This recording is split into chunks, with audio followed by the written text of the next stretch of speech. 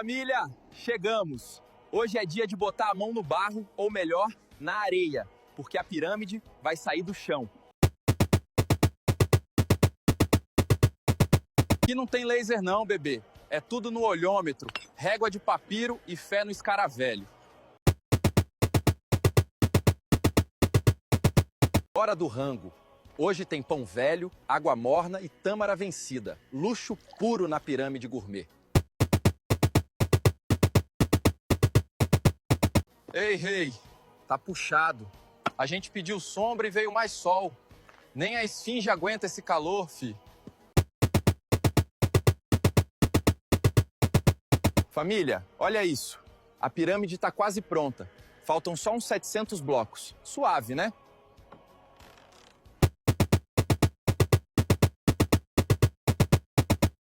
Anota aí. Daqui 1000 anos vão dizer que é ET que fez isso aqui. Mal sabem que fui eu e Zé das Areias.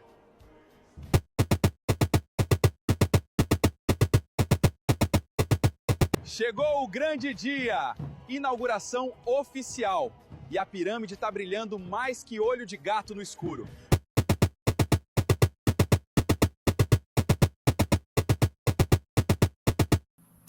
Olá pessoal, boa noite. Cumprimento a todos que estão aqui presentes hoje, cumprimento também aqueles que irão nos assistir posteriormente. É com muita alegria e prazer que nós damos início a mais uma atividade do ciclo de estudos do Lefama. Atividade essa que é financiada pela a Bolsa de Pró-Reitoria da Extensão, da UENG Campanha. Hoje nós estamos aqui com um convidado mais que especial, que é o professor Dr. Fábio Fiso. Muito obrigado, professor, pela sua presença aqui hoje, pela sua disponibilidade de vir conversar com a gente. Eu te agradeço em nome da UENG Campanha e em nome do laboratório. Eu gostaria de dar 2 avisos, né, sobre essa atividade, antes de apresentá-lo formalmente, né? O primeiro aviso é que essa live ela é certificada, e para aqueles que desejam o certificado, eu peço que fique com a gente até o final, porque a gente irá liberar uma palavra-chave, né, uma palavra certificada, que vocês necessitarão para preencher o formulário. O segundo aviso é pedir para vocês se inscreverem, né, deixarem um like no vídeo, porque isso fortalece o laboratório e deixa vocês ligados aqui em tudo que está acontecendo, né? Bom, sobre o nosso palestrante de hoje. O professor tem graduação, mestrado e doutorado em História do Egito Antigo pela Universidade Federal Fluminense. Foi pesquisador visitante no Instituto Holandês para o Oriente Próximo, né, o NINO, da Universidade de Leiden, e participante do projeto Amemose em Luxo. Atua principalmente nas áreas de economias pré-capitalistas e ensino de história antiga.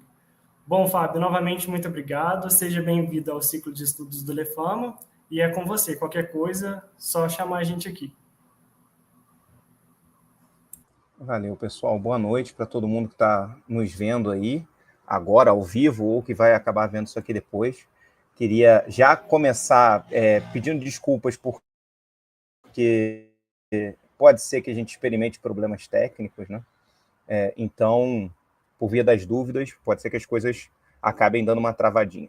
Mas queria começar, depois desse preâmbulo, agradecendo o convite, assim, é uma felicidade enorme estar conversando com vocês. Eu acompanho o trabalho de vocês, então, um trabalho fantástico, né? O pessoal todo aí de campanha. Já vi apresentações, as falas online, consumi bastante das coisas que vocês fazem, acho o trabalho muito legal, então é uma honra para mim estar participando agora desse evento com vocês, tá? Bom, e aí, por outro lado, assim, quando eu fui convidado, eu fiquei meio receoso. Não sei se eu tenho tanto assim nesse sentido, né? No sentido das recepções, etc.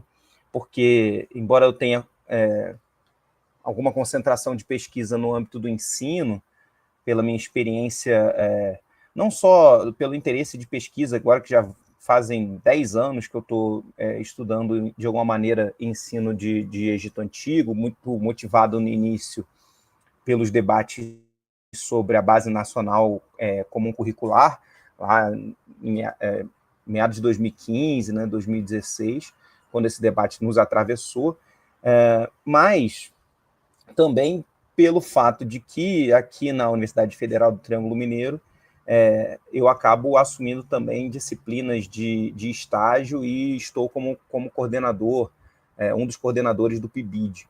Então, tenho interesse bastante grande nessa área do ensino, especificamente, até mais do que da recepção, da maneira como isso é trabalhado, né? Mas eu achei, quando vocês me convidaram, achei muito interessante a possibilidade de dialogar, né? Falei, bom, vamos conversar sobre esse assunto, e eu queria ter essa possibilidade de dialogar com vocês, inclusive por conta do interesse que eu tenho no trabalho que vocês estão fazendo com esse levantamento esse bravo e corajoso trabalho no levantamento de redes sociais, né? Eu até brinquei que eu não tenho traje químico para capturar essas questões nas redes sociais, então eu me interesso muito nesse processo. E aí foi legal porque nessa dinâmica do diálogo mesmo, né, com vocês, quando vocês me convidaram, eu já abrindo aqui para o público, eu pedi para que se vocês poderiam liberar o banco de memes, imagens e etc. que vocês capturaram sobre o Egito, porque eu tinha esse interesse, né, de dialogar justamente com o trabalho de vocês para criar essa possibilidade de um diálogo mesmo, né? E a partir disso, em conjunto com outras experiências que eu tive no processo de pesquisar, ensino e de experimentações que eu tive, eu fiz, então, essa apresentação, né, sobre que tem como título esse aí que vocês estão vendo, Didática da História e Cultura Histórica sobre o Egito Antigo dentro e fora das salas de aula, para tentar dialogar, então, com as experiências que eu fiz em sala de aula, que já apresentei em outros momentos, mas que eu possa fazer isso em diálogo com o banco de dados que vocês têm levantado, justamente para a gente poder criar esse diálogo em cima da produção do pessoal daí. Bom, então, para começo de conversa, né, eu queria estabelecer algumas questões. Eu fiz esse título foi inicialmente de maneira provisória, mas justamente para enfatizar as questões conceituais com as quais eu acho importante trabalhar. E aí, se puderem passar para mim para o primeiro slide, fazer essa introdução conceitual mesmo, que é sobre os conceitos de didática da história e cultura histórica, que são importantes, eu acho que para a gente pensar esse contexto de uma área comum que conecta a recepção, a egiptomania, no caso do Egito Antigo, com a perspectiva sobre ensino, né? Para começo de conversa, né, e para limpar esse terreno teórico, uma das questões que eu achei importante destacar aqui, partindo desses pressupostos da consciência histórica, das consciências históricas individuais, da cultura histórica coletiva e do campo da didática da história, é que esse processo de narrar o passado implica necessariamente em construir sentidos para essa narrativa do passado, né? Então, isso ajuda a gente a pensar o caminho para que a gente possa decodificar quais são os sentidos que são elaborados por todas as recepções, os memes, não? A mesma forma como a história é ensinada no nosso ensino escolar, né? Então, o que eu estou chamando de história aqui é uma narrativa que dá sentido ao passado, ou seja, dá sentido é transformar o passado, que é um dado de alguma maneira objetivo, em história, que é essa narrativa de sentido que costura os vestígios que a gente tem desse passado, com as nossas recepções desse passado, com o interesse do nosso cotidiano nesse passado, para poder dar a ele um sentido que aponte no futuro, para uma ação prática no cotidiano, na construção, nas disputas do cotidiano e na construção desse futuro, né? Então, isso é basicamente o elemento central do que seria esse conceito de consciência histórica, dar sentido para o passado, que é um conceito individual, né?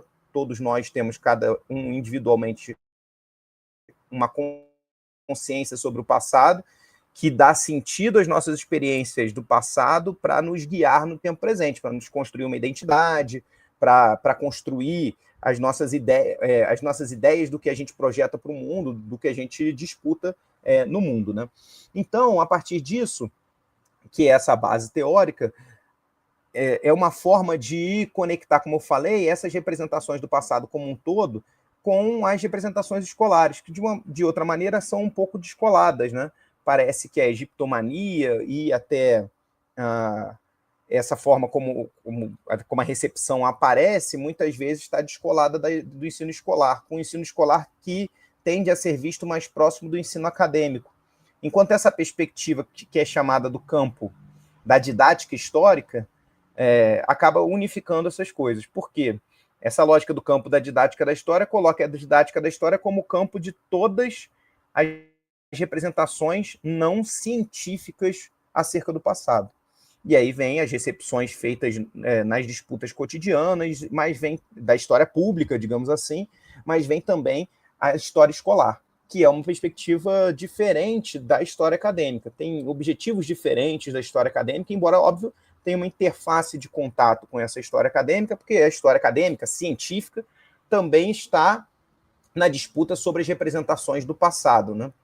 E aí isso é importante para pensar o ensino, porque esses autores, em especial o Huizing, que está aí, trabalham com a ideia de que a compreensão e o sentido que se dá ao passado, né, ou seja, esse processo de aprendizado histórico, em especial pensado aqui no Brasil a partir do aprendizado escolar, passa por 3 grandes competências: a competência experiencial, interpretativa e a competência de orientação, ou seja, dar sentido ao passado para orientar a nossa ação no mundo de hoje. Mas essa primeira competência experiencial é a que faz com que a gente transforme as informações que a gente tem sobre o passado, que a princípio são passivas, né? O passado é um dado passivo, em uma perspectiva ativa, uma apropriação desse passado, né? Então, dar sentido é se apropriar desse passado. E o ensino tradicional, escolar, da história visa um pouco isso, que a gente olhe criticamente para esse passado, transformando esses dados que estão postos na sociedade de uma maneira que a gente possa se apropriar desses dados, né? Então, construir narrativas de sentido, mesmo que seja reproduzir as narrativas de sentidos que estão expostas na narrativa da história escolar, né? Que é uma coisa que outros autores no Brasil trabalham bem, né? Como é o caso do Barnabé, que tem esse trabalho justamente mapeando essas narrativas escolares com o passar do tempo. Depois, em segundo lugar, o aprendizado histórico ele trabalha também com uma competência interpretativa, que é, ao estranhar esse passado criticamente, a gente desenvolve a capacidade, ou visa, inclusive, desenvolver, através do ensino, a capacidade de argumentar sobre esse saber histórico, de construir narrativas próprias e modelos conscientes de interpretação do passado.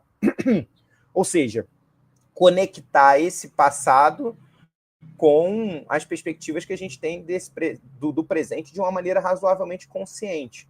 Então, eu sei que eu tenho uma perspectiva progressista acerca, por exemplo, das identidades de gênero no presente, então eu preciso fazer uma história que esteja de acordo com isso. Não dá para ter uma perspectiva conservadora dentro da lógica do gênero e das representações de gênero, né, no passado, enquanto eu estou defendendo uma lógica no presente que seja de uma maior liberdade e assim por diante. Então, essa tendência de se olhar para o passado e construir narrativas conscientes, uma interpretação consciente do passado é construída por essa competência interpretativa. E, em seguida, vem a competência de orientação, que é justamente relacionar essas narrativas com a vida prática, né? Então, eu vou agir de uma maneira ética e assim por diante, guiado por essa construção histórica. E essas competências, essa forma de dar sentido ao passado, conecta, inevitavelmente, passado, presente e futuro. Então, dilui essas barreiras temporais, porque toda ação no presente visando o futuro passa, inevitavelmente, por um sentido que se dá ao passado, né? Eu queria chamar a atenção aqui, para o fim da discussão com vocês mais especificamente, que essa competentação, essa relação com a vida prática, ela é fragmentada, claro, né? Nem todo mundo tem uma consciência completa, acho que ninguém, né? São características dos seres humanos, tem uma consciência completa de todas as nossas ações e de como elas se relacionam com esses passados.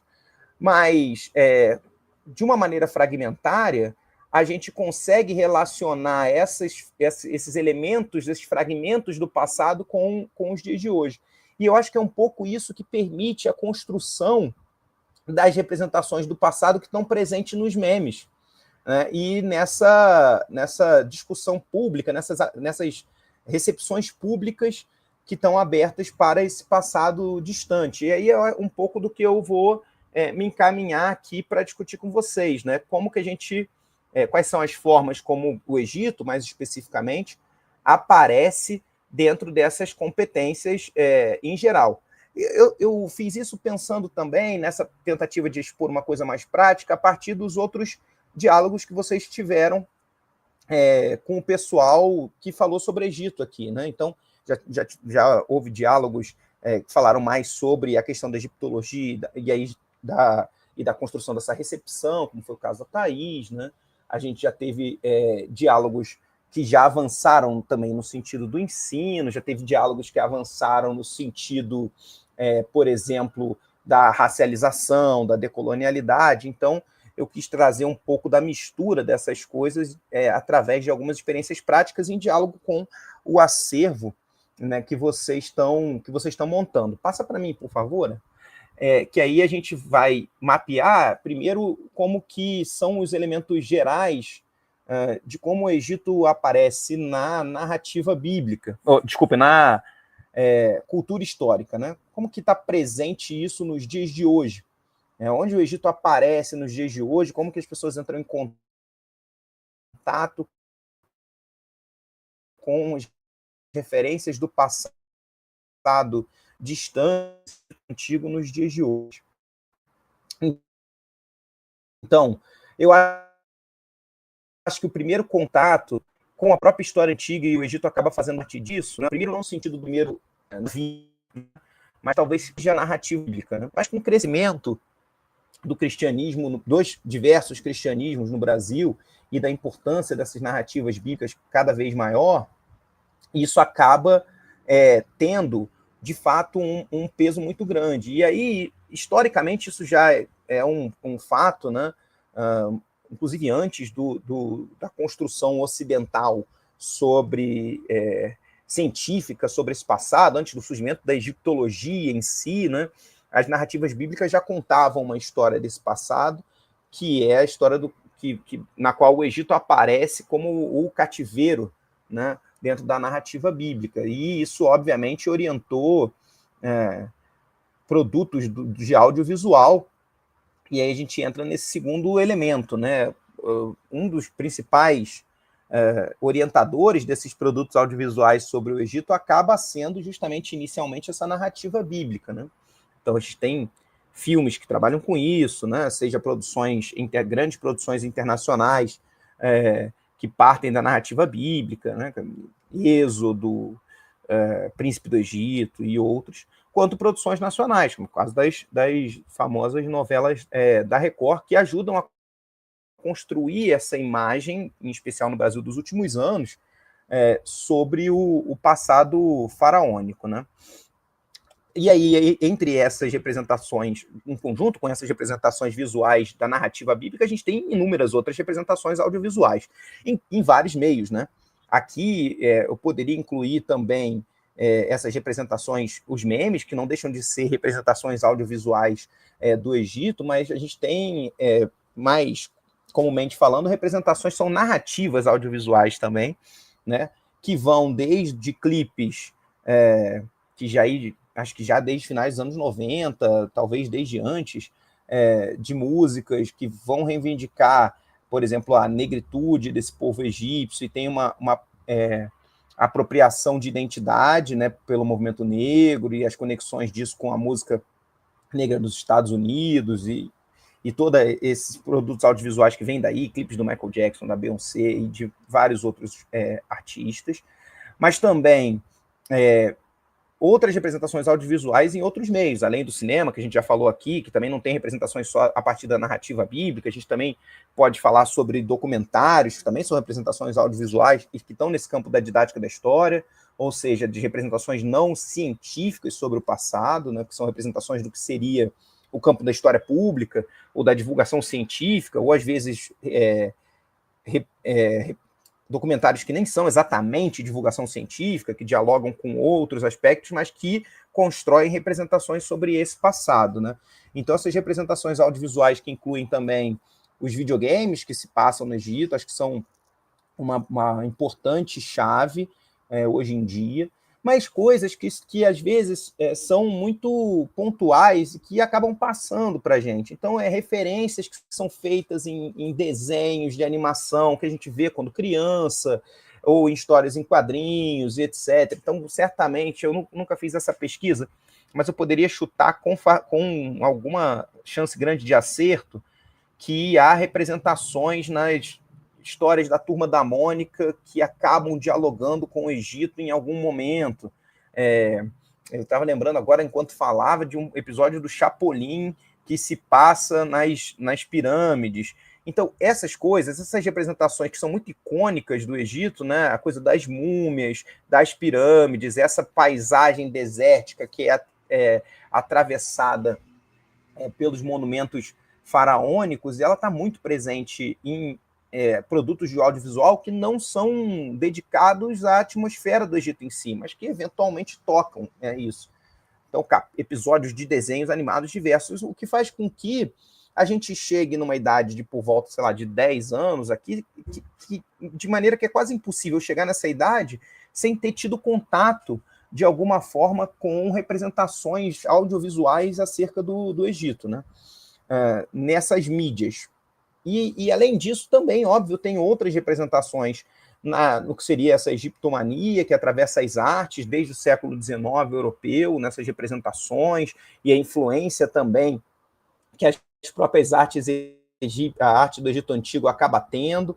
Então, se a gente pegar, isso não foi um dos memes que eu selecionei, mas há diversos memes nos quais as posições tradicionais do cânone da arte egípcia, né, a coisa de mostrar o tronco, etc., acabam aparecendo, é muito identificável, né? Então, a arte canônica egípcia ela é tão fortemente ancorada na nossa cultura histórica mundial, acho que talvez principalmente a partir do século XX, com a descoberta da tumba do Tutankhamon, ela fica tão ancorada na nossa percepção, nas nossas culturas históricas, que meia dúzia de gestos que a pessoa faz com o corpo já faz com que você identifique isso como uma coisa egípcia, naquele Walk Like Egyptian, né, por exemplo, também é outra referência audiovisual da música e assim por diante. Então, essa influência da arte egípcia em outros elementos das artes difundidas no mundo, e aí você vai encontrar museus com influência ou peças egípcias do Japão até o extremo ocidente, digamos assim. Então, isso tudo ajuda a gente a construir essa cultura histórica. Para além disso, é claro, a gente tem um contato muito forte com o Egito no ensino de história, porque ainda é obrigatório o ensino de história antiga, e se a gente buscar a Base Nacional Comum Curricular, o Egito aparece como um elemento fundamental na construção, inclusive, do próprio Ocidente, né? Por incrível que pareça, porque se a gente pegar a ideia de Ocidente lá, ela é focada nos povos que contribuíram para a construção da identidade nacional brasileira. Tem um certo brasilcentrismo nessa BNCC, que é menor do que outros que foram planejados anteriormente, mas que acaba acontecendo também. Então, se a gente pegar lá a BNCC do ensino fundamental, vai dizer que a concentração é nos povos do Ocidente. E aí, entre parênteses, vocês vão ver lá que eles caracterizam o Ocidente como África, Europa e América.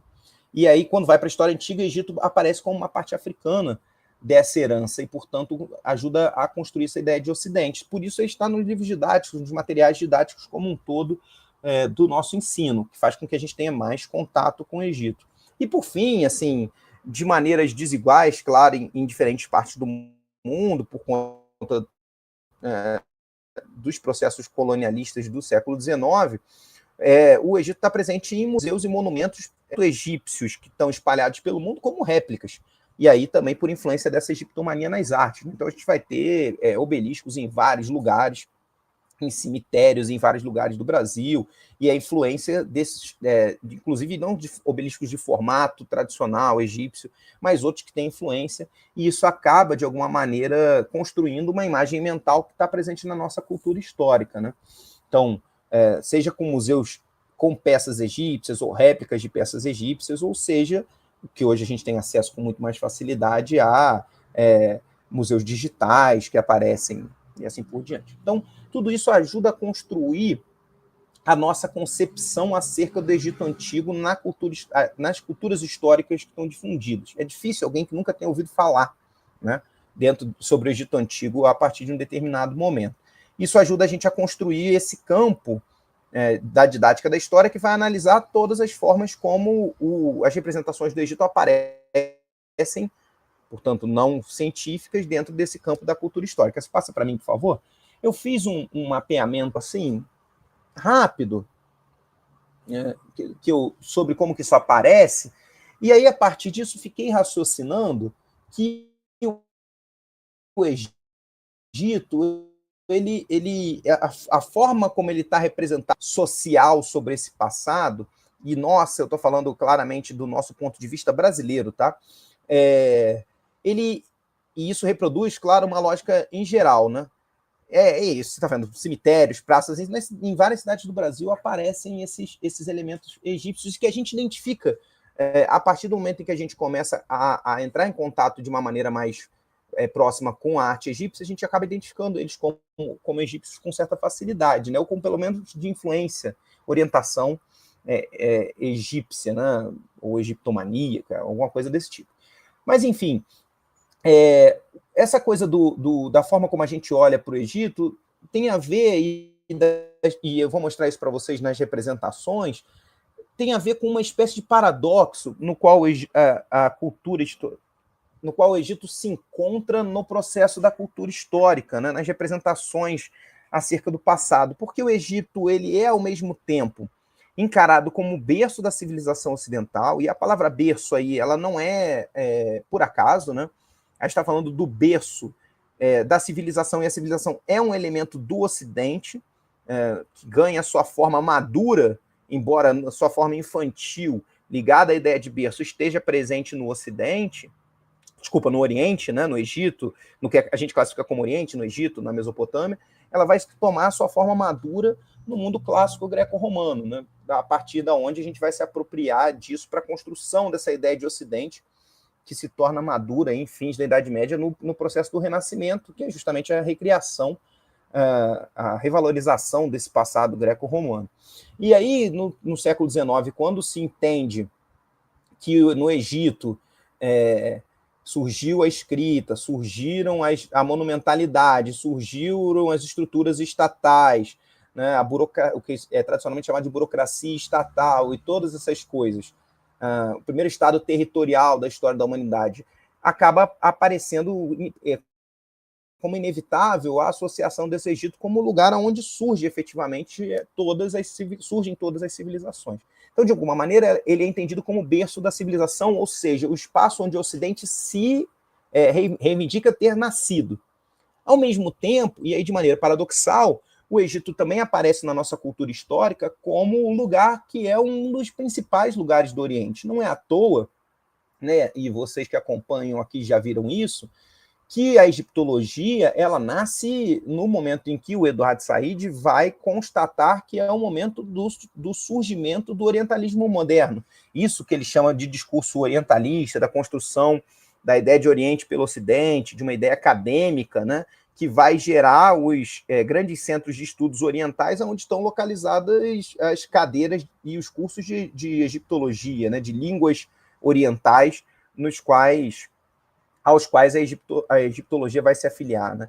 Então, ao mesmo tempo em que o Egito ele é o berço da civilização ocidental, ele é também o outro, ou seja, o nós do Ocidente, ele é também o outro do Oriente. E talvez as representações, muito possivelmente por causa desse presente, ou pelo menos desses últimos séculos, vários séculos, o Egito se diz islâmico, com muita influência árabe, ele acabe se tornando um paradigma dessa ideia de Oriente, né? Bom, não é por acaso, ele é o mais próximo desses, entre aspas, desses países, entre aspas, oriental, e a invasão do Egito tem a ver com isso, né? O domínio do Canal de Suez e do contato com isso que seria esse Oriente, contato que aproxima esse Oriente do Ocidente, e isso que vai gerar esse discurso do Oriente como uma possível ameaça, né? E aí o Egito aparece também como um elemento desse Oriente. E eu acho que a ideia de berço da civilização claro, presente, mas eu acho que o orientalismo acaba sendo ainda mais influente na forma como esse Egito aparece na cultura histórica. Então, se a gente for pegar, vamos trabalhar a partir de agora com essas questões, se a gente for pegar as representações que são feitas sobre o passado faraônico, né, seja na cultura popular, nos memes, nas representações escolares, elas são todas muito determinadas por essa perspectiva orientalista, que julga o Oriente como diferente, como exótico, como às vezes o violento, ou também paradoxalmente em uma representação que é ao mesmo tempo violento e ao mesmo tempo fascinante, né? Sedutor, que talvez seja a palavra, e aí justamente por isso acho que entra essa representação, né, do orientalismo. Eu vou até comentar uma coisa que foi interessante hoje quando eu estava fazendo essa apresentação de slides, né, estava finalizando ela, e aí buscando essas imagens, né, usando a inteligência artificial para criar essas imagens, e aí já dou logo o aviso, né, essas imagens são criadas por inteligência artificial, embora pareça óbvio, né, quando eu pedi para... Aí foi um desencadear de coisas bem interessantes que aconteceu e que depois pode servir para tema de conversa e tudo, né? Eu pedi para o ChatGPT para ele... Eu queria fazer essa representação do orientalismo especificamente a partir de pinturas do século XIX que trabalhassem com a figura da Cleópatra, né? Justamente para constatar essa coisa da branquitude, que orienta um discurso que eu imagino que todo mundo que vai escutar essa fala já esteja sabendo, para avançar nisso daqui a pouco, um pouco mais. Mas aí peguei a imagem de uma pintura do século XIX, desses orientalistas europeus, um pintor francês, peguei a imagem da Cleópatra daquela pintura e recortei e joguei no ChatGPT e pedi para ele transformar em pixel art. E aí a Cleópatra estava desnuda, né? Os seios estavam nus. E o ChatGPT me disse que ele não poderia fazer essa transformação porque tinha nudez. E aí ele me perguntou se eu queria que fizesse alguma modificação na imagem para esconder os elementos de nudez, que o ChatGPT é bastante pudico, né, nesse sentido. Mamilos se tornam polêmicos demais para segurar a onda do ChatGPT. E eu pedi para que ele fizesse essa modificação, mas por acaso ele travou, não conseguiu mais fazer nada. Então derivei para outro braço do ChatGPT a partir de imagens anteriores que eu estava fazendo e pedi para ele me dar uma imagem da Cleópatra, sem dar contexto nenhum. Falei, olha, manda um pixel art da Cleópatra.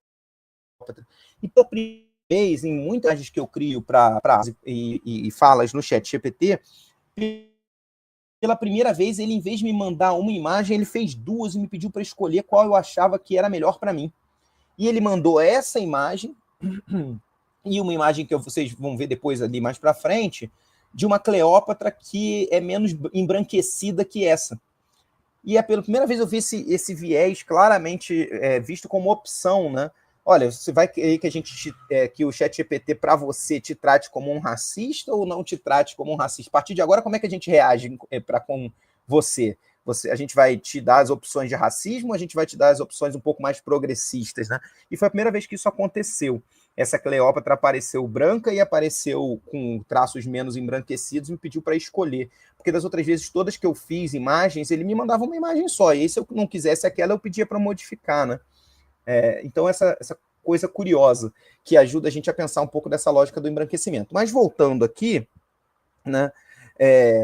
Essa oposição entre berço da civilização ocidental e maior exemplo, talvez, do Oriente, né, de como que o Oriente modifica as recepções desse passado, esse paradoxo vai orientar a forma como nós vamos olhar como sociedade para esse passado, ou seja, as representações que estão presentes do Egito no campo da didática da história, ou seja, representações não científicas. Passa para mim, por favor, que a gente vai ver aqui uma lista que eu elaborei mais ou menos do que são os elementos que me pareceram a partir tanto da leitura do acervo de memes de vocês, quanto das experiências que eu tinha feito em sala de aula com o ensino básico e das minhas pesquisas em cima dos livros didáticos, como que esse campo das representações não científicas acerca do Egito, e as científicas também são influenciadas, obviamente, pelo senso comum e pelo orientalismo também, né? Até porque, como eu falei, a egiptologia nasce como uma ciência orientalista. Então, o Egito Antigo aparece no campo da didática da história, das representações não científicas sobre o passado, a partir do que eu entendi como 4 grandes eixos, né? Nos quais eu acho que eu consegui situar mais ou menos todo o acervo que vocês já construíram. E aí, esse primeiro eixo seria a monumentalidade, o que está ligado a essa raiz de narrativa do berço da civilização, ou seja, o Egito é conhecido por conta das grandes obras monumentais que foram preservadas não só por causa da sua grandiosidade, no caso, principalmente, óbvio, das pirâmides, mais conhecida referência visual de Egito do mundo, mas também por conta da especificidade do clima, né, que fez com que essa monumentalidade durasse bastante tempo, né, ao contrário de outros lugares em que essa monumentalidade acabou sendo, inclusive, depredada para reuso com mais eficiência, digamos assim, dessas sociedades que foram posteriores ao mundo antigo. Então, o primeiro elemento que eu acho que é chave é a monumentalidade. Depois eu vou trabalhar cada um deles com vocês, mostrando nas representações. Em segundo lugar, uma coisa que está muito associada a essa perspectiva orientalista, para vocês verem como é que há um paradoxo que vai conectar esse Egito ao Ocidente e ao Oriente ao mesmo tempo. E o orientalismo é fundamental para entender esse segundo eixo, que é um eixo ligado ao exotismo. E aí eu encarei esse exotismo também ligando ele à ideia de religiosidade, porque o Egito é encarado como um lugar meio esotérico, né? E, ao mesmo tempo, exótico, esotérico, espiritualista, e um povo que é obcecado pelo mundo pós-vida, e todas essas representações que acabam aparecendo das divindades e do estranhamento de como as divindades são exóticas, né? Por isso que eu coloquei uma cabecinha de Anubis aí, né? Como que essas formas de exotismo acabam determinando a forma como a gente vê esse passado na cultura histórica. É claro que eu já chamo atenção para isso agora, esses eixos se atravessam, tá? Então, claro, uma representação monumental de um deus ou uma divindade, ela implica tanto essa perspectiva exótica quanto a ideia de monumentalidade. Uma representação de um faraó implica tanto a monumentalidade quanto a ideia de monarquia faraônica, que é algo extremamente presente também na nossa cultura histórica. A ideia do rei como uma divindade ou o mais próximo possível de uma divindade. E, por fim, dentro das representações dos memes, né, e aí isso aparece menos nas representações escolares que eu já coletei, mas talvez comece a aparecer mais nos últimos 10 anos, e começa a aparecer mais nos materiais didáticos também nos últimos 10 anos, há uma discussão sobre o quanto o Egito foi afetado pelo colonialismo, e aí eu coloquei nessa mesma chave de leitura a ideia de racialidade, como uma espécie de efeito do colonialismo e, eventualmente, também como forma de resistência ao colonialismo, essa identidade racial como forma de resistência ao colonialismo, que se baseia numa visão, dá um sentido ao passado para orientar uma identidade racial de força e de resistência nos dias de hoje. Então, eu vou tentar mostrar para vocês como que, a partir do acervo de meme que vocês coletaram aí em campanha, por esse projeto fantástico, e do material, seja de livro didático, seja das experiências que eu constatei a partir das experiências do ensino básico, como que isso aparece. Tá? Pode passar para mim, aí eu já vou fazer um alerta antes, só para explicar rapidamente como eu consegui a parte desses desenhos que eu vou mostrar para vocês. Tá? Eu fiz algumas experiências com professores do ensino básico, tenho feito desde 2017, 2018, experiências com professores do ensino básico, com uma oficina, várias delas, mas esses desenhos eles são fruto de uma oficina que era pensada em 4 etapas. Tá? A primeira etapa era para entender quais elementos do Egito estavam presentes nas consciências históricas dos estudantes do 6º ano, que foi onde a gente aplicou essas oficinas várias vezes, na mesma oficina. Então, a gente pedia para eles desenharem o que eles sabiam sobre o Egito Antigo e via o que aparecia para a gente poder partir desses pressupostos. O segundo passo era pedir para eles desenharem o que eles sabiam sobre África, para entender quais eram as representações da cultura histórica no Brasil da África, né? Depois, a gente pedia para eles localizarem o Egito num mapa mundi sem fronteiras, né? Para saber aonde se havia essa conexão. Bom, sabemos que o Egito fica na África, o que, em sua grande parte, nas vezes que a gente aplicou isso em escolas públicas, havia uma dificuldade para saber onde estava o Egito, né? E aí a gente orientava, procurar em mapas, etc., para eles identificarem no mapa onde estava e perceberem que o Egito é um país africano, né? E o último estágio era uma ilustração já desenhada que representava o Egito Antigo, que a gente estava para eles colorirem, justamente para ver se bateriam as concepções raciais feitas nas concepções sobre didática da história, nas concepções da consciência histórica sobre Egito, sobre África, e se elas bateriam com a forma como eles iam colorir depois, se eles teriam entendido se as representações de Egito teriam sido coloridas a partir da concepção de que o Egito seria um país africano, tá? Essas são as etapas das dinâmicas ou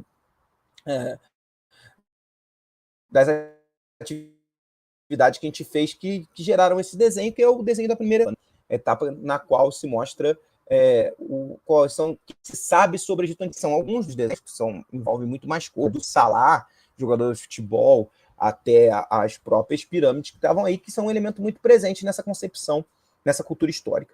E aí, como eu mostrei para vocês, eu vou sempre dialogando, a ideia de monumentalidade, ela talvez seja o principal elemento dessa presença do Egito nesse campo das representações não científicas, né? Ela é a principal âncora da nossa memória. É difícil você mostrar uma pirâmide e isso não ser identificado por qualquer pessoa no mundo, como um elemento egípcio, principalmente uma pirâmide que esteja montada dessa maneira. Se for uma pirâmide integral, talvez ainda tenha outras interpretações que sejam mais imediatas, mas nesse caso não. E isso também orienta, obviamente, um zilhão de memes que dialogam com a construção das pirâmides. E aí vocês veem que, por exemplo, já tem uma interface ou uma interseção desse eixo da monumentalidade que eu falei com o eixo do colonialismo, com toda a discussão, por exemplo, sobre se as pirâmides foram construídas por aliens ou se não foram construídas por aliens, que também geram um monte de memes, né?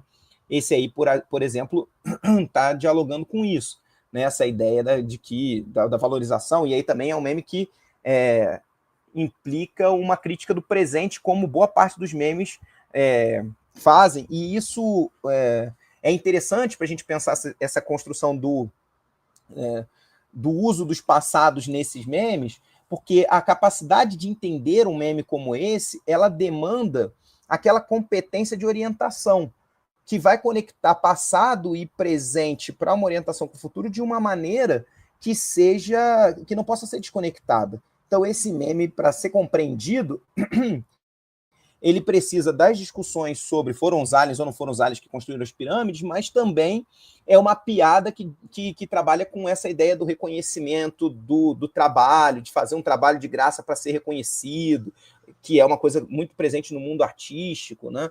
Ao fazer esses portfólios para que sejam reconhecidos e assim por diante.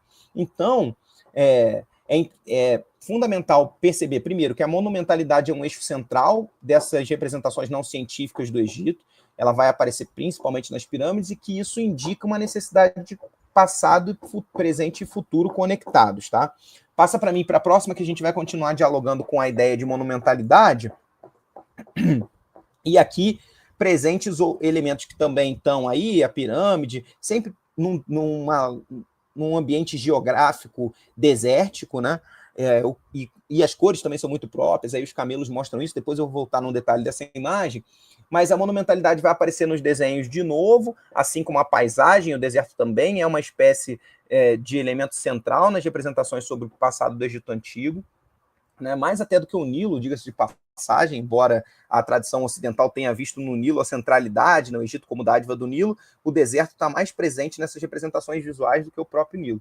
E aí a gente parte para um livro didático, por exemplo, onde você vai ter representações como essa, né, que é um esquema feito a partir da planta de uma mastaba, né, um monumento funerário, uma tumba, né, no formato de mastábua, ou uma estátua colossal de um faraó, que também é um elemento que, inegavelmente, qualquer pessoa bateria o olho nessa estátua e falaria que faz parte desse campo das representações acerca do passado faraônico. Passa para mim, por favor. E agora a gente segue com os memes justamente sobre que dialogam com a monumentalidade, desde o ambiente mais monumental mais amplo até o que eu poderia chamar também de monumentalidade mais em menor escala, mas que eu acho que poderia ser chamado também da ideia de belas artes, né? Que se encaixa com essa monumentalidade, né? Então esse eixo poderia ser o eixo da monumentalidade das belas artes, que implica a valorização desse Egito como parte do Ocidente, porque é o lugar aonde a humanidade construiu coisas de uma beleza ímpar, seja nos elementos menores, seja nos elementos grandiosos, né? Então aí a gente vai ter a consagração dos engenheiros de antigamente, que constroem pirâmides em oposição a esses engenheiros de hoje, né? Nesse meme que é tradicional, né? Eu trouxe também um exemplo que eu achei dos mais divertidos, dos memes que tem a esfinge como elemento central, né? E aí, por exemplo, isso aí não dialoga em nada com uma concepção específica do passado do Egito, é um meme mais visual, né? Uma piada mais visual, mas que também só pode ser interpretada pelo mundo de hoje, por entender essa coisa da maneira como as pessoas hoje fumam esses pods, né? E aí eu trouxe esse como exemplo da esfinge, mas a esfinge também é outro elemento que se conecta com esse eixo da monumentalidade e das belas artes, mas também com o eixo do exotismo, porque a esfinge ela é esse elemento exótico, nesse animal exótico, assim por diante. E por fim, esse meme que mostra essa monumentalidade em menor escala, com os sarcófagos, né? É um meme que aparece com muitas leituras, esse meme dos caixões em pior estado, e o sarcófago egípcio como o momento ápice da arte de fazer esses esquifes, esses caixões, né? Aparecem vários memes. Esse aqui é o mais, digamos assim, didático deles, e implica também uma leitura que, para você interpretar corretamente também, você tem que entender também criticamente a ideia de medievalidade, né? Da ideia de medieval como época das trevas, de uma pobreza, enquanto o Egito está como época gloriosa. E aí, obviamente, em contraste com a figura dos historiadores, mas a gente vai ver isso com memes outros também, que são esses que vão em escala crescente, né? Que tá duas formas muito simplórias e uma forma muito maravilhosa, né? Então, pobreza, e, sei lá, um desses memes mostra lá o aluno que enrola o professor, alguma coisa desse tipo, que é a forma mais bem acabada da genialidade, tipo aquele cérebro explodindo na escala do meme mais tradicional, sobre o quanto as coisas vão evoluindo, né? Que é aquele último que a mente explode. Enfim, e o primeiro é o átomo, né? Enfim, aqui a gente tem a monumentalidade servindo de novo como um elemento de âncora para esse passado faraônico sendo interpretado nesses memes. Aí acho que a gente agora já parte para... Passa para mim, por favor, para o segundo eixo, para além da monumentalidade, que é esse eixo do egismo. E da forma como a gente olha para o Egito, que chama tanta atenção quanto as pirâmides, essa ideia do exótico, né? Que é muito marcada pelo antroposomorfismo das divindades. E aí eu mostrei num desenho, que aparece uma múmia também, que também é um elemento religioso, a mumificação, em algum sentido, um elemento exótico totalmente associado ao Egito Antigo, né? Então aí está o Anubis, e esse antroposomorfismo gera vários memes com ilusões de ótica como esse tipo aí, né? A figura da pessoa com cabeça de cachorro, que vai aparecer em outros memes desse sentido. Pode passar, que isso vai ser mostrado depois, né? Então, essa coisa do exótico, ela é, em algum sentido, um elemento que implica esse orientalismo e a superioridade do Ocidente, certo? Aqui primeiro a gente tem uma múmia desenhada por um desses estudantes. Depois a gente tem outro elemento que é fundamental e que vocês notaram na categorização que vocês fizeram, que é o Egito é muito associado aos felinos, E aí é uma centralidade de memes sobre felinos no Egito, que faz com que o Egito talvez se torne uma grande fonte de meme, já que a internet tem um grande elemento de memes de gatinho, né? E vídeos de animais de estimação e etc. Ao mesmo tempo, como eu falei, isso é um elemento muito característico dessa ideia do exótico, que implica uma superioridade do Ocidente a esse exótico. Percebam, esses memes que parecem engraçados, porque partem do pressuposto, e todo mundo que já teve gatos sabe disso, né, de que os gatos meio que olham para a gente como se eles fossem os deuses e assim por diante, ao contrário dos cachorros, né? Ao mesmo tempo, olhar o Egito como o lugar onde se adoravam essas divindades implica uma certa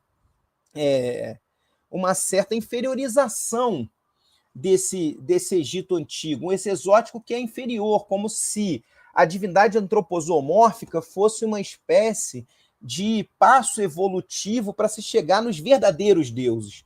Então isso é uma piada que implica o gatinho, mas ao mesmo tempo ela implica um rebaixamento do Egito como um passado em que eles acreditavam que os deuses eram meio animais, entendeu? Uma espécie de naturalismo, nesse primeiro passo em que os deuses são elementos da natureza e que são essas coisas exóticas. Porque hoje, se a gente representasse qualquer divindade com uma cabeça de animal, para esse mundo ocidental, isso seria algo impensável. A divindade implica um caráter mais abstrato e mais antropomorfizado, né? Mesmo quando é representados os elementos que estão associados à divindade ou ao sagrado de maneira geral, são têm características antropomórficas, não antropozoomórficas ou zoomórficas, né? Com forma de homens, meio animais, ou formas só de animais. Então, isso vai tanto nos memes com Anubis, né? Quanto nos memes com os gatinhos, que às vezes são confundidos, inclusive, né? As pessoas acham que pode passar, quem tem mais meme de gatinho, por favor, que às vezes confundem Anubis com um gato nos próprios memes. E aí isso se reflete também esse exotismo, essa ideia de religiosidade como algo inferior, essa religiosidade que é meio esse exótico, esse curioso, esse divertido, mas que é o estranho, essa primeira forma, né? Então, se a gente passar para o próximo slide, eu acho que ali vai ter justamente características, de novo, do meme dos gatinhos, e dessa ideia de, por exemplo, mostra, primeiro, vou botar lá para o mais da direita, como que isso inferioriza, de alguma maneira, essa religião egípcia, os egípcios procurando a sua religião, né? Aí é um gato, puta, então é um gato, o gato é um deus. É como se fosse uma coisa meio infantil até, mas a coisa que também implica esse exotismo, que é a ideia de maldição que aparece nos memes do gato lá da CBF, que nunca mais ganhou uma Copa desde que maltrataram o gato. E aí há essa referência a Anubis, que não é necessariamente um deus felino, mas que talvez seja um dos deuses mais famosos nas representações desse passado, né? E aí tem outros tipos de memes que dialogam com essas divindades e que trazem ela para o presente, como esse aí de se vestir para o trabalho em que você gostaria de ter, né? E não para o trabalho que você tem. Então, pode passar para mim, por favor. Então, essa ideia que eu botei o exotismo e a religiosidade, elas são elemento central dessa perspectiva orientalista, tá?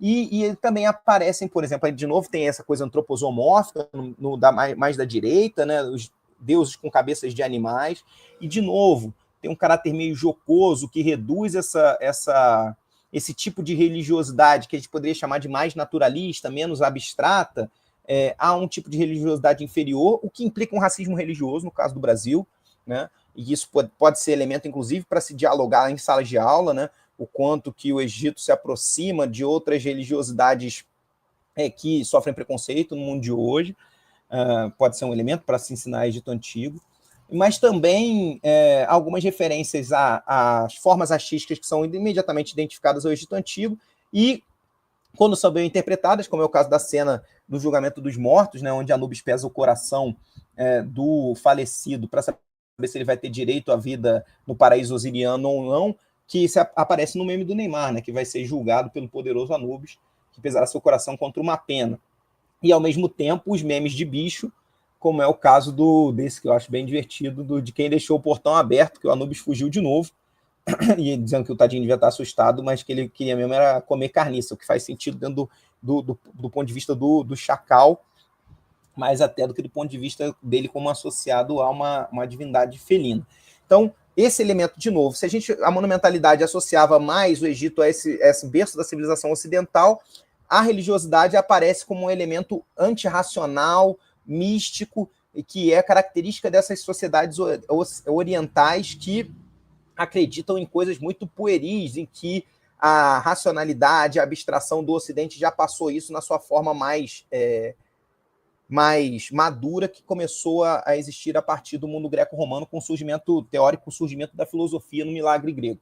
Passa para mim, por favor, que aí eu acho que a gente vai dar início ao outro eixo, né, que é o eixo da monarquia faraônica, que, como eu falei, se conecta à monumentalidade, se conecta a esse exotismo.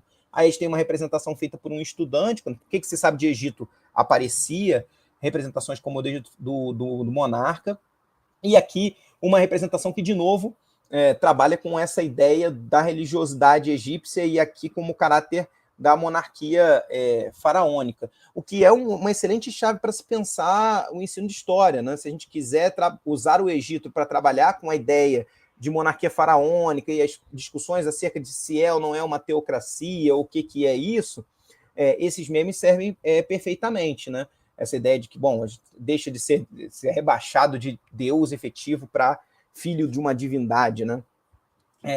Que é uma discussão interessante que muitos professores e professoras, como esse é um elemento muito presente nos livros didáticos, essa coisa da monarquia faraônica como uma teocracia, porque aí a gente não tem tempo para discutir isso, mas porque é uma herança que vem lá desde os textos aristotélicos, né, do Egito como uma monarquia oriental, né, essa coisa... me fugiu agora a palavra, mas daqui a pouco vai chegar, né, mas essa ideia dessa monarquia oriental com o poder todo concentrado, né? Enfim, muitos professores e professoras pelo Brasil usam o Egito como elemento para se ensinar, como falei, presente no livro didático. Um dos elementos que aparece ali é a divisão da sociedade em grupos diferentes, a vida após a morte, mas a monarquia teocrática aparece via de regra em todos os livros didáticos. Então, ele é um elemento que muitos professores visam ensinar quando vão falar de Egito, e os memes seriam perfeitos para ir nesse sentido, porque, de fato, a ideia do faraó está presente, até porque já estava na narrativa bíblica, né, na nossa cultura histórica. Pode seguir, por favor, que aí, no próximo slide, a gente entra num outro que eu talvez achasse que merecia um eixo individual, mas eu quis dividir em menos espaço, menos categorias, e botei a ideia de Cleópatra nessa monarquia faraônica, entendendo que a Cleópatra é uma monarca do Egito Antigo. Mas a Cleópatra, ela está num outro eixo do orientalismo, olha, o eixo da monarquia faraônica é um eixo orientalista, porque o Oriente é onde se acreditavam nessas coisas de que os reis governam porque são deuses. Na forma madura da antiguidade ocidental, se governa porque é a vontade do povo, da república e assim por diante. Mas... além dessa coisa da monarquia faraônica, a Cleópatra ela também é muito ligada, por essa perspectiva orientalismo, à ideia de exotismo e sedução.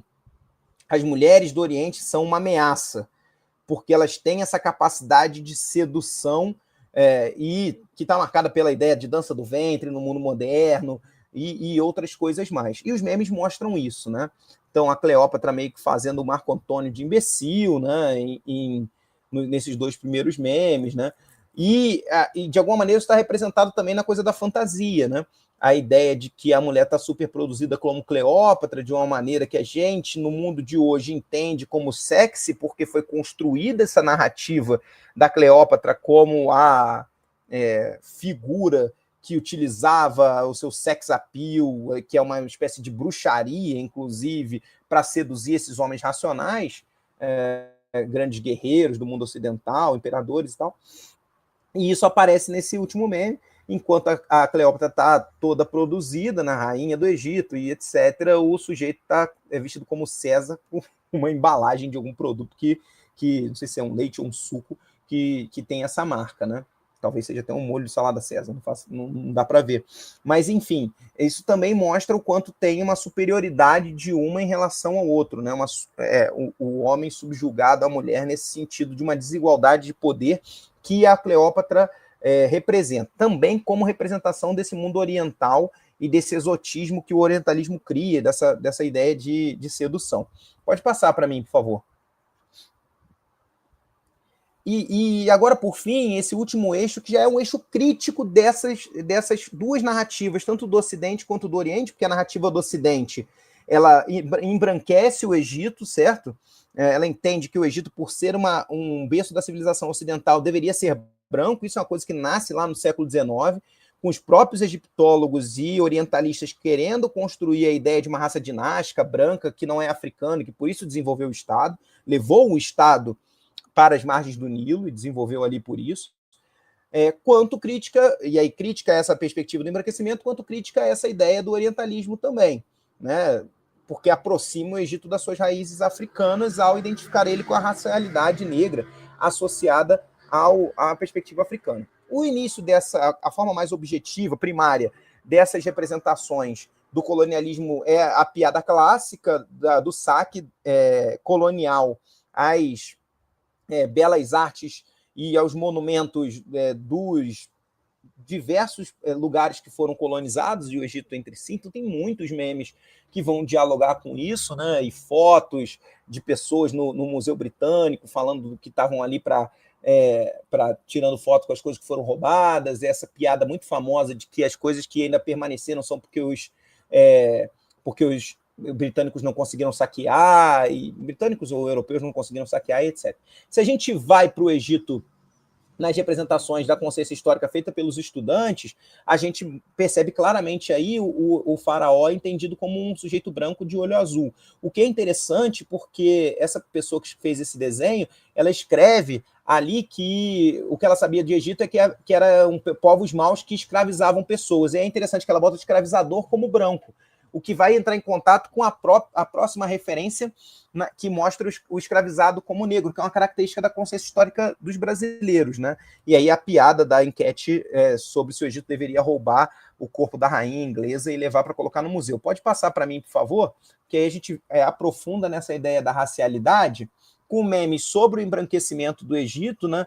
Esses que mostram o embranquecimento de vários povos que não são europeus no cinema, né? Nas discussões sobre se a Cleópatra era negra ou não, mas eu gosto mais desse outro meme aí, no qual o cara fala assim, não, por que eu sou tão pálido, né? As pessoas devem me achar um esquisito nesse mundo de hoje, no qual o faraó é representado como branco. E aí eu retomo para vocês um desenho que eu já tinha mostrado, que também foi feito por um aluno do 6º ano, que mostra a pessoa branca na pose claramente como egípcia, como eu falei para vocês, né? Que todo mundo identifica, e ali é uma pessoa prostrada que é negra. O que mostra para a gente que a nossa consciência histórica brasileira identifica a negritude como escravizada imediatamente, e os escravizadores como brancos, mesmo que sejam africanos. Pode passar para mim, por favor, para a gente adiantar em direção ao final, porque eu já estou falando muito tempo. E aí, onde é que fica a África nesse processo todo?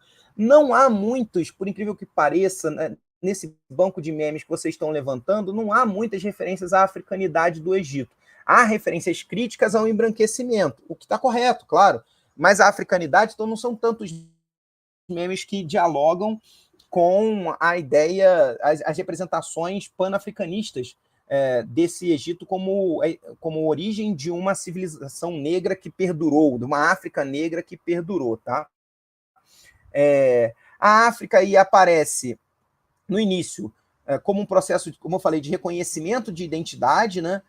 E um debate que no Brasil é muito marcado pela racialização, e no qual essas pessoas que foram racializadas como pessoas negras, elas vão reivindicar a África, a grandiosidade do Egito como raiz da sua sociedade, e isso faz com que se crie esse outro paradoxo nas representações brasileiras sobre o Egito Antigo, no qual o Egito é um lugar africano, e, portanto, uma grandiosidade de um reino africano, e, ao mesmo tempo, quando se vai representar isso, os faraós aparecem como brancos e os subjugados aparecem como negros, porque não há essa consciência histórica, ela não é hegemônica dos egípcios como negros, né? Ela é uma tentativa de construção de identidade do movimento negro, que tem muitas referências no Brasil, né? Todo mundo conhece. Outra das características da consciência histórica no Brasil na música é a que hoje cantada, entre outros, pela Margareth Menezes, né? Do E Faraó. Então, a gente tem um movimento de força do movimento negro reivindicando essa identidade, mas isso não é hegemônico ainda, o que faz com que as pessoas ainda reproduzam uma ideia de escravização do nosso mundo naquela realidade. Passa para mim, por favor, porque eu vou mostrar para vocês o quanto que as imagens que os estudantes pintaram sobre África não dialogam com as que eles pintaram sobre Egito, né? Então, a África está associada à vida selvagem, né, do safari, que vocês estão vendo aí. A ideia de África está associada a conflitos que muitas vezes são conflitos tribais. Vocês estão vendo aí esses conflitos aparecendo nesse outro desenho, que tem uma explosão, mas tem uma espécie de habitação ali que poderia ser associada com uma habitação muito simples, uma oca, se a gente fosse trazer para a realidade do nosso léxico ameríndio, né, ou uma cabana. Passa para mim, por favor, para os próximos. Né? A África também aparece representada como lugar da violência da escravização. Então, vocês vão ver aí um navio negreiro, né, levando as pessoas negras amarradas, e a pessoa que associava, quando perguntada o que ela sabia sobre a África, ela imediatamente desenhava um escravizado negro trabalhando numa lavoura, né? O que mostra como que a nossa consciência brasileira sobre a África, na verdade, é uma consciência sobre escravizados africanos da diáspora no Brasil, né? Ou a concepção de África que existe no mundo como um todo, que é esse lugar do subdesenvolvimento, da pobreza, dos conflitos e da vida selvagem. Passa para mim, por favor, que acho que tem mais uma, que vai mostrar, de novo, no da direita de vocês, a representação de uma espécie de tráfico de escravizados, né? E na direita, um safari, que é interessante, porque é uma pessoa branca portando uma arma, e lá atrás, de novo, uma espécie de povo primitivo africano, né? Numa paisagem que é uma paisagem de savana, muito associada à África. E vocês percebam que aí não tem nada a ver com as representações que se fazem sobre o Egito, tanto nos memes quanto nas representações feitas pelos próprios estudantes ou nas representações dos livros escolares. Mas mostra como que a nossa consciência sobre a África é totalmente descolada da nossa consciência sobre o Egito Antigo. Passa para mim, por favor, que a gente já vai se encaminhando para o final, né, para a conclusão, porque eu já falei bastante, que é o seguinte: como é que a gente trabalha a partir disso, né? A partir dessa ideia que eu acho que é o mais fundamental para o pessoal que estiver pensando no ensino como processo formal, no ensino escolar, né, sobre o Egito Antigo. Eu acho que o fundamental aqui, primeiro, é que o ensino tem que estar em diálogo com o campo da didática da história, ou seja, de novo, com outras representações não escolares e não científicas, porque a escola faz parte das representações não científicas, né, as representações escolares, mas em diálogo com outras representações, com que esses estudantes trazem, para que a gente possa entender que tipos de conceitos eles trazem, o quanto esses conceitos são atravessados por essas recepções que embranquecem o Egito, por essas recepções que diminuem o papel da africanidade do Egito, para que a gente possa dar a eles ferramentas para que eles possam construir narrativas históricas que sejam críticas desse processo, para que eles olhem uma Cleópatra embranquecida, e aí está a outra Cleópatra que eu falei para vocês, né? Que é a outra que o ChatGPT me ofereceu, que não é tão embranquecida, que ele olhe para essas Cleópatras embranquecidas e outros personagens embranquecidos e veja com estranheza. Pelo menos pela constatação de que o Egito é uma sociedade africana e, portanto, não branca. Seja negra ou não negra, essa é uma discussão mais complicada, porque essa ideia é mais complicada de se definir, mas a ideia de não branco é muito clara. O embranquecimento é efetivamente um problema. Enegrecer essa sociedade egípcia não é um problema, como é um problema embranquecer essa sociedade egípcia, porque aí torna essa sociedade uma sociedade que não era multiétnica como ela era, onde tinha peles escuras de tons variados, né? Então, a gente tem que partir desses elementos da didática da história, e os memes são ferramentas fantásticas para isso, porque a gente pode apresentar uma série de memes no início de uma experiência pedagógica para ver o que eles entendem, quais são as concepções que eles trazem, se isso permite a eles entenderem perfeitamente aquela piada, e depois do ensino, eventualmente numa avaliação para saber se isso foi concretizado, esses objetivos de entender criticamente aquele meme foram concretizados ou não, ele pode retornar para que se explique aquilo ali a partir das chaves críticas que foram construídas quando a gente passa por todas aquelas competências de interpretação, de orientação e etc. E, por fim, esse ensino de Egito ele tem que partir da nossa realidade, né? Então, ensinar Egito no Brasil, ele implica passar pela ideia, por exemplo, de que no Brasil a gente acha que África é a mesma coisa que escravidão racializada negra. E que isso, no caso do Egito, nas concepções tradicionais, aparece como uma reprodução, o escravizado ou o submetido aparece como negro, enquanto o branco aparece como o que executa essa violência, né? E a gente precisa fazer a crítica disso. Inclusive para pensar que existem formas de escravidão diferentes da escravidão racializada, para entender que a racialização é um processo desse mundo da modernidade, né, que antes esse mundo não estava dividido dessa maneira, e que ainda assim existiam escravidões que não passavam por esse processo, né?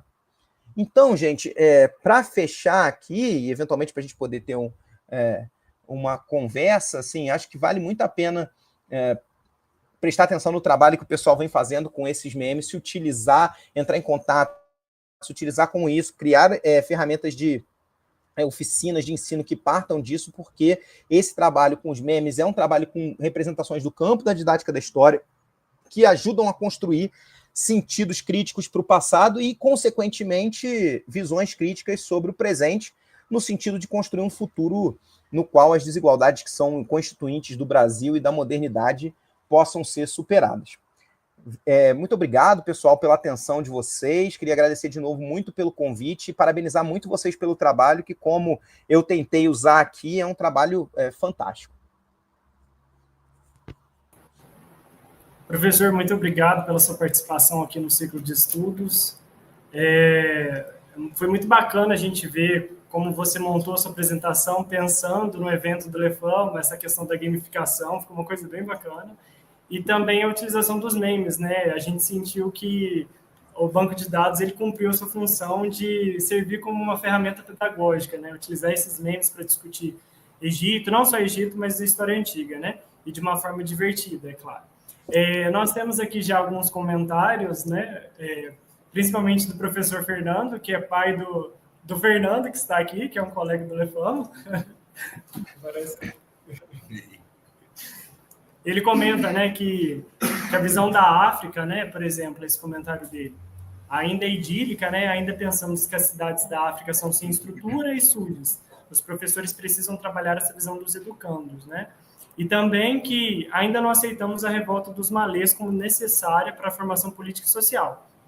Ainda não analisamos a atuação da Maria Preta e Zé Mulato na Guerra do Paraguai como personagens da história, né? Então, é muito interessante a gente refletir sobre essa questão, sobre esses usos do passado, sobre essa consciência histórica que as pessoas têm, principalmente estudantes, né, de ensino fundamental, porque o Egito é uma das coisas que eles já chegam na escola sabendo um pouco sobre o Egito, né, principalmente através de filmes, de séries, de jogos. Então, trabalhar esse pensamento com eles é muito interessante. E eu vejo o meme como uma forma de captar a atenção deles, né, ainda mais essa geração que está muito rápida, muita informação, muita tecnologia e tal, e de uma forma divertida, né? Mas, é claro, observando o jeito que você vai trabalhar o meme, porque senão você pode contribuir para que certos estereótipos eles se concretizem, né? Ao invés de você trabalhar com eles, né? Uma nova reflexão.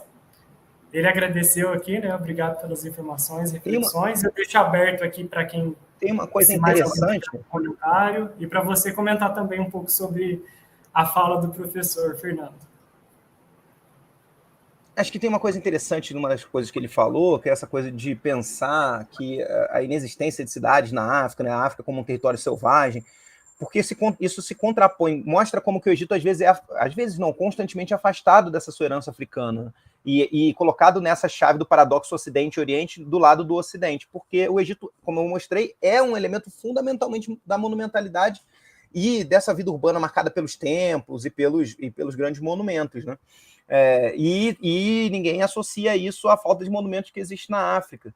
ou das nossas concepções mais tradicionais como a África, porque a gente sabe que a África tinha vida urbana, assim como a Amazônia tinha vida urbana, e muitos territórios que parecem inabitáveis, naturais, etc., estavam coalhados de vidas em urbanidades, inclusive, que talvez sejam diferentes das nossas, e que possam ajudar a gente a pensar em cidades que estejam mais integradas do que as cidades que a gente vive, tanto no caso do Egito ao deserto, quanto no caso da Amazônia, a floresta tropical. E a coisa dos memes, assim, eu acho que tem uma coisa bem legal de trabalhar com isso, do ponto de vista também de mostrar, porque tem um gap de idade, no qual muitas vezes pessoas mais velhas que estão no papel de professor, e aí quanto mais velho o professor, mais difícil é se manter atualizado nos memes, não percebem o que está sendo, qual é a graça daquilo ali, porque não conhecem essa cultura dos memes. Mas é possível mostrar para os estudantes o quanto eles também não conseguem ler completamente a graça desses memes se eles não tiverem as chaves corretas de interpretação que vêm dessa visão crítica sobre a cultura histórica e as visões desses passados distantes na cultura histórica.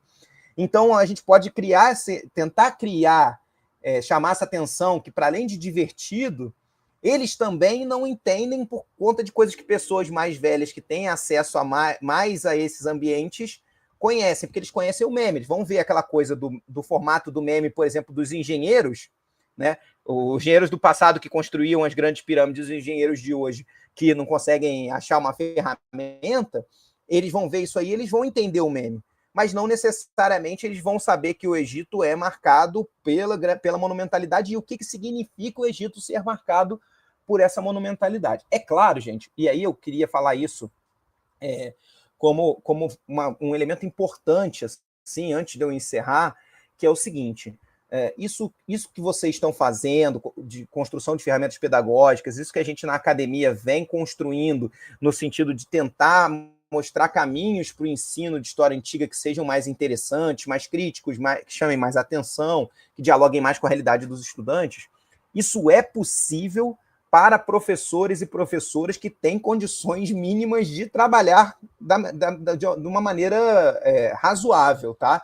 Eu gosto de falar isso sempre, porque a gente está num processo de estrutura de educação super precarizado, em que muitas vezes os professores mal conseguem respirar, quanto mais preparar a aula com as coisas mais modernas, que chamem a atenção e etc. E a gente não pode fazer essas pessoas que já estão com a saúde mental totalmente prejudicada e destruída por esse processo de precarização se sintam mais culpadas porque não têm acesso a isso. A gente está fazendo esses esforços na academia para construir essas oficinas, esses mecanismos, né? Tem experiências incríveis que vocês podem procurar e achar de divulgação no Instagram, várias delas vão aparecer nesse evento maravilhoso que vocês estão organizando, né? E pessoal que já tem experiência com criação de jogos e outras coisas mais que ajudam a gente a encontrar caminhos possíveis, mas não dá para também se culpar muito se a gente não consegue estar atualizado nos últimos memes, no que tem graça para essa geração e o que não tem graça para a geração das escolas, porque estamos todos meio gorditos e cansaditos para usar a própria chave do meme. Exatamente, é um esforço em conjunto, né? Como não apareceu mais perguntas e também para não tomar mais seu tempo, eu gostaria de te agradecer novamente pela sua participação, né? Essa semana, essa atividade do Lefama, ela inicia, né? Essa semana de atividades que nós teremos aqui. E é isso, né? Obrigado, professor Fernando, pela participação e pelos comentários. E agradeço também quem participou aqui com a gente, quem assistiu, né, a nossa live. Na próxima você vem aqui, viu, Fábio? Eu vou, que a gente estava falando que é longe, mas não é impossível, não. Já estou acostumado com essessas estradas daqui. Mas você vai vir sim, valeu, pode deixar, já está na lista. Valeu, pode deixar, vai ser um prazer. Valeu, pessoal, de novo, parabéns pelo trabalho que vocês estão fazendo aí, que é incrível. Muito obrigado. Pessoal, boa noite, até a próxima. O faraó saiu da tumba. Tumba. Tumba. O faraó saiu da tumba. Tumba. Tumba. Tumba. Tumba. Tumba. O faraó saiu da tumba. Tumba.